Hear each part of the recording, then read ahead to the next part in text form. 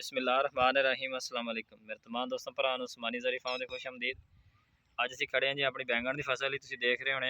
माशाअल्लाह ज़बरदस्त फोट हुई है, एक कटाई होई बैंगन ना असीं दोबारा लाए है, असीं कटाई करा छड़े। तुम देख लो माशाअल्लाह ज़बरदस्त फोट हुई है।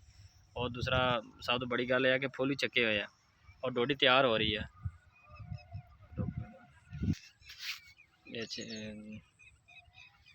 जी असीं तुहानूं दसना चाहते हैं, ये साड़ी काश्त है जी 11वें महीने की लगी हुई है नवंबर के विच।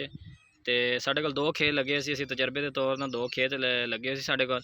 असीं तजर्बा किया वा, एक खेत की कटाई असीं 7वें महीने के शुरू च करा दी है, दूसरे खेत की कटाई असीं कराई है 7वें महीने के एंड ते, यानी कि एक सावन शुरू च कराई है, दूसरी असीं कराई है सावन के एंड ते जाके। तुसीं देख सकते हैं जिहड़ी असीं लेट कराई है ना, आ लेट वाली आ। जिहड़ी असीं जल्दी कटाई करा छड्डी सी ना, मसलन 7वां महीना शुरू हो गया वा, 7वें महीने जो शुरू तो कटाई होया ना, एक तो गर्मी है ज़्यादा सी, वो तैयार नहीं होना, पल बारिशां शुरू हो गई। असीं एक खेत दे वेखण बहुत सब्ज़ पत्ते नज़र आए, सानूं फल ही नज़र आया, पर उसदा मज़ा नहीं आया। जिहड़े जल्दी कटाई हो गई सी, असीं उन्हां दी तकरीबन किले च 500 छापर असीं चुनाई कीता वा। तो जिहड़ा असीं दूसरा खड़ा रहा वा, जिहड़ा लेट कटाई कीता वा, वो तकरीबन असीं देख सकते हाले बिल्कुल तैयार नहीं हैगा। इहदे चों तकरीबन 40 तो 50 छापर असीं एक अधवाड़े च असीं चुनाई कीते आ कटाई करन तो पहले। यानी गल करन दा मकसद ये है कि बैंगन की फसल साल पूरा चलती है। अगर तुसीं कटाई कर देंदे ने सावन शुरू होने तो पहले, तो तुसीं डबल मुनाफा कमा सकते। माशाअल्लाह अच्छी फसल है, भिंडी तरह एक तो दूसरे दिन असीं चुनाई करते रहे, माशाअल्लाह बहुत अच्छी प्रोडक्शन आई है।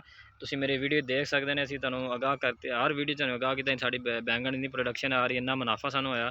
अज असीं स्प्रे करन लगे इंशाअल्लाह, असीं देख सकते हैं माशाअल्लाह फुल बहुत सोहने होए है।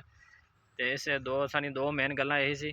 अगर तुसीं बैंगन की लम्मी फसल चलाना चाहते हैं, गर्मी शुरू होने यानी मसलन जून के एंड 7वें महीने के शुरू तुसीं कटाई तो कर दो, ताकि तुसीं जे मुनाफा लेना चाहते हैं। माशाअल्लाह बहुत अच्छी फोट इहदी होंदी है, बिल्कुल कोई बूटा ज़ाया नहीं होया। तुसीं देख सकते हैं गुच्छे जिसम फोट होंदी है, इस तरह हुई है फोट इहदी।